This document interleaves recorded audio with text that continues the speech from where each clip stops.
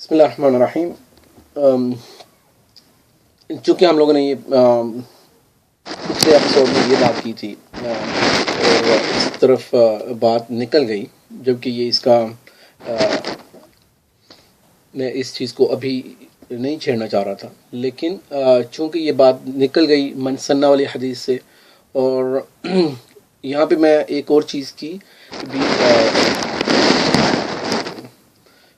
ذہنوں سے وہ بات کلیئر کرنا چاہ رہا ہوں کہ جو مین چیز ہے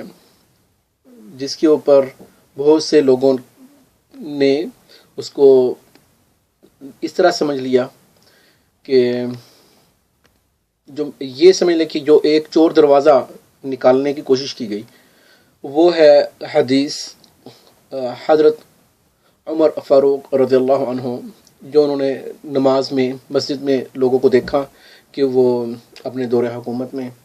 لوگ پڑھ رہے تھے نماز، مختلف قراء کے پیچھے کوئی 2-4 بندوں کے گروپ، کوئی 3-4 بندوں کے گروپ مسجد میں، جب مختلف بٹے ہوئے لوگوں کو دیکھا اور وہ ویسے بھی نماز پڑھ رہے تھے، تو انہوں نے سب کے ایک قاری کے پیچھے تراویح کی نماز کے لیے کھڑا کر دیا، اور ان کے جو الفاظ تھے عربی کے، وہ انہوں نے کہہ دیا کہ یہ ایک اچھی بدعت ہے، یہ نعم البدعہ، کہ یہ ایک جو بدعت حسنہ کا وہاں سے انہوں نے لفظ نکال لیا۔ لیکن انفارچونیٹلی یہ الزام ہے سیدنا عمر رضی اللہ عنہ پہ کہ انہوں نے بدعت کو جائز قرار دے دیا۔ ایسی کوئی بات نہیں ہے،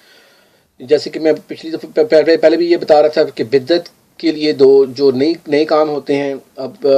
اس میں بھی لوگوں کو کنفیوز کر دیا جاتا تھا کہ آج اسپیکروں پہ اذان ہو رہی ہے اور اب ڈرائیونگ ہو رہی ہے اور ہوائی جہاز چل رہے ہیں، اور ایسی بہت سی باتیں ہیں، اور اسی طرح بدعت اس کو کہا جاتا ہے۔ اور بدعت کے لیے جو محدثہ تک کا لفظ ہے، محدثہ ہو اور اس کے بعد جو ایسی چیز ہو جو پہلے اپنے مثال میں کبھی نہ ہوئی ہو،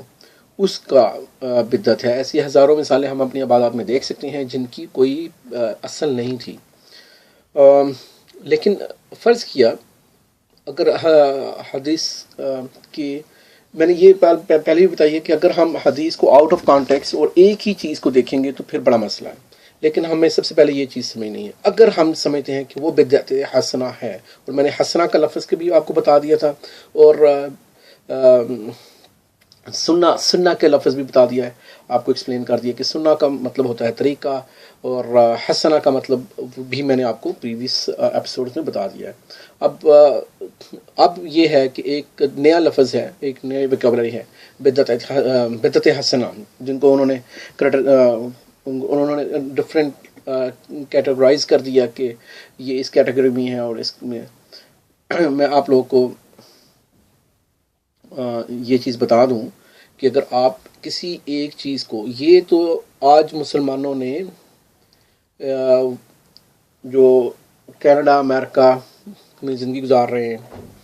اور یورپ میں اور ان ممالک میں جہاں پہ میں رہ رہا ہوں، ان کو اچھی طرح پتہ ہے کہ ہمیں آؤٹ آف کانٹیکس قرآن سے آیتیں نکال کے وہ ہمیں کرٹیسائز کرتے ہیں، کہ وہ کہتے ہیں کہ مسلمان یہ کہتے ہیں کہ وہ سارے کافروں کو قتل کر دیں، اور یہ کر دیں اور وہ کر دیں، نہ اس کے سیاق و سباق کا بتایا جاتا ہے، اور اس طرح پھر عام انسان جب اس کو صرف ایک ٹکڑا ملتا ہے تو وہ اس میں سے کنفیوز ہو جاتا ہے۔ سب سے پہلے یہ انالائز کرتے ہیں کہ کیا وہ حضرت عمر نے نئی بدعت، اس میں نئی چیز کون سی تھی، سب سے پہلے یہ بات نکال لیتے ہیں۔ کیا لوگ نماز پہلے پڑھتے تھے یا نہیں پڑھتے تھے؟ پڑھتے تھے۔ کیا تراویح پڑھتے تھے یا نہیں پڑھتے تھے؟ بالکل پڑھتے تھے تراویح۔ اور کیا اب مین ایشو کی طرف میں بڑھ رہا ہوں، وہ یہ ہے کہ کیا تراویح با جماعت صرف حضرت عمر نے ہی شروع کی؟ دس ملین ڈالر کوشچن۔ اگر تو حضرت عمر نے تراویح کی جماعت شروع کر دی تو پھر تو ہم سمجھ لیں گے کہ واقعی ہے، لیکن اصل میں یہ چیز ہمیں ملے گی صحیحین میں۔ حضرت عائشہ رضی اللہ عنہ سے روایت ہے کہ نبی کریم صلی اللہ علیہ وسلم ایک رات مسجد میں نماز پڑھی، لوگوں نے بھی آپ کے ساتھ نماز پڑھی، پھر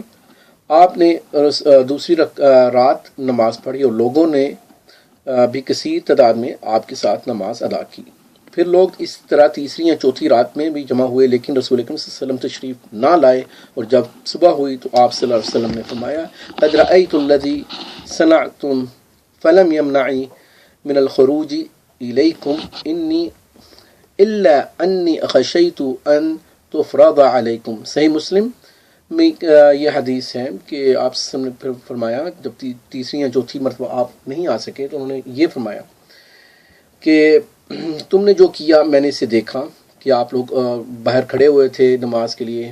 تو آپ صلی اللہ علیہ وسلم جو باہر نہیں آئے تو اس کے آپ بتا رہے ہیں کہ حدیث کے الفاظ یوں ہیں تم نے جو کیا میں نے اسے دیکھا، اور گھر سے میں اس لیے نہیں نکلا کہ مجھے یہ خدشہ لاحق ہو گیا کہ کہیں اس نماز کو تم پر فرض قرار نہ دیا جائے۔ اس لیے ہمیں یہ پتہ چلتا ہے کہ آپ صلی اللہ علیہ وسلم نے خود باجماعت تراویح کی نماز پڑھائی، اور وہ رحمت للعالمین انہوں نے ہم پہ ایک رحم فرمایا کہ یہ تاکہ ہمیں یہ خدشہ ہو گیا کہ یہ بھی کہیں فرض نہ ہو جائے، اور ہم لوگ آج کتنے مسلمان ہیں جو صرف فرض نمازیں نہیں ہی پڑھتے، ان کے بہت بھاری ہیں یہ 5 نمازیں۔ انہوں نے یہ کہا کہ یہ، اور یہ بھی سب کو پتہ ہے کہ موسیٰ علیہ السلام سے معراج کے اوپر آپ صلی اللہ علیہ وسلم کی ملاقات ہوئی تھی، انہوں نے جب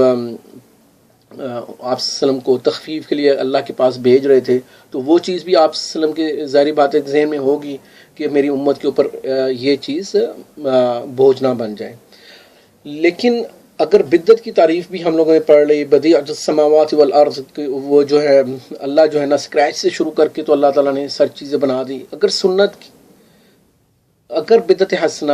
اور سنت یہ ساری چیزوں کو ہم اپنی جگہ پہ اپنے مقام پہ رکھ کے نہیں سمجھتے تو پھر ہم لوگ کنفیوز ہو جاتے ہیں۔ تو let's put every thing align, اب سوچیں، خود اس کو ریویو کریں، کیا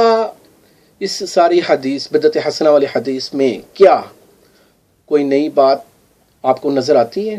کہ اس کو ہم بنیاد بنا کے ہر کوئی اپنی جیب میں سے نئی نئی چیزیں نکالنا شروع کر دے، اور پھر ہم دوسروں کو، ہر ایک بندے نے ایک اپنا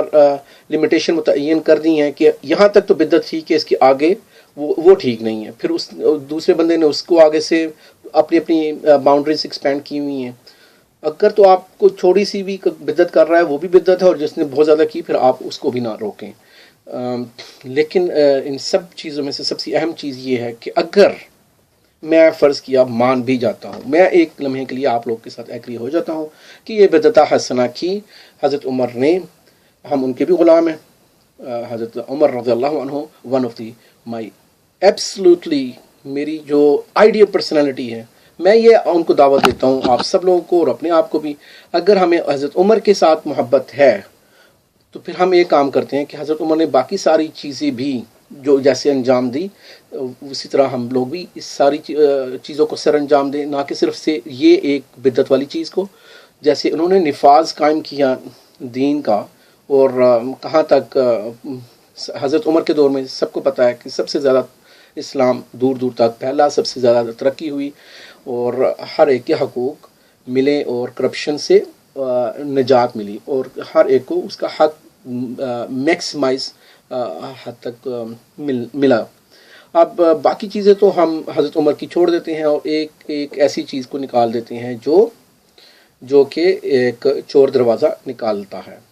لیکن اصل میں حضرت عمر رضی اللہ عنہ اس سے بری ذمہ ہے جو ان کے اوپر الزام لگایا جاتا ہے۔ آخر میں یہ میں بات کہتا ہوں کہ اگر آپ لوگوں کو اس حدیث کے پیش نظر آپ کو نظر آتا ہے کہ حضرت عمر نے یہ بدعت کی، تو آپ لوگ بھی اور میں بھی، ہم لوگ مل کے یہ ساری بدعت حسنہ کریں کہ وہ والی سنتیں جن کے اوپر کسی وجہ اور کسی وجہ سے ان کے اوپر عمل نہیں ہوتا، تو ان سنتوں کو ہم لوگ ریوائیو کریں، ان کو آباد کریں۔ تو یہ ہے بدعت حسنہ کی اصل تعریف کہ آپ صلی اللہ علیہ وسلم کی زندگی میں ایک سنت آپ صلی اللہ علیہ وسلم نے کی، اس کا امپلیمنٹیشن اس طرح نہیں تھا جس کو آپ حضرت عمر نے امپلیمنٹ کیا۔ اگر آپ کو ایسی بہت سی سنتیں نظر آتی ہیں تو ہم اس کو بڑھ کر مل جل کر بدعت حسنہ کے نام پہ ان کو ریوائیو کریں، جن کی اصل ہمیں آپ صلی اللہ علیہ وسلم سے یا قرآن و سنت سے ملتی ہے۔ یہ ہے بدعت حسنہ۔ میں ویلکم کرتا ہوں. آپ سب مل کر یہ کوشش کریں کہ ہم بدعت حسنہ کو اس کو امپلیمنٹ کریں. السلام علیکم.